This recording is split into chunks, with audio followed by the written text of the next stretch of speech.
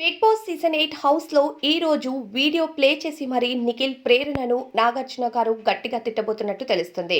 Big boss season 8 హౌస్‌లో ఆట రోజు రోజుకి కఠినంగా మారుతూ ఉంటుంది.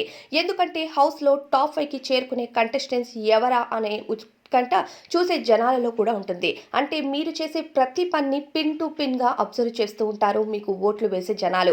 అలాంటప్పుడు మీ ఆట ఎలా ఉండాలో అర్థం చేసుకోండి అంటూ నిఖిల్ మరియు ప్రేరణ కోసం మాట్లాడతారు.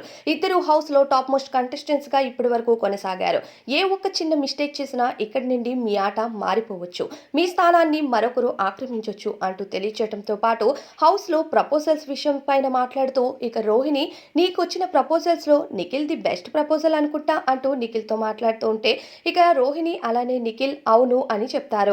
ఇక నిఖిల్ కూడా అవును సార్ నేనెందుకో బాగానే ప్రపోజ్ చేశాను అనిపించింది అంటూ నిఖిల్ చెప్పడంతో పాటు అవినాష్ మరియు విష్ణుప్రియ అవన్నీ అలవాటే కదా నిఖిల్‌కి అంటూ డైలాగ్ వేస్తారు. మీరు ఆపండ్రా బాబు అనేసరికి ఇక విష్ణుప్రియ అలానే నిఖిల్ కానీ ప్రతి ఒక్కరికి నేను చెప్పేది ఒకటే హౌస్‌లో ఇక్కడి నుంచి ఆట కఠినంగా మారుతుంది.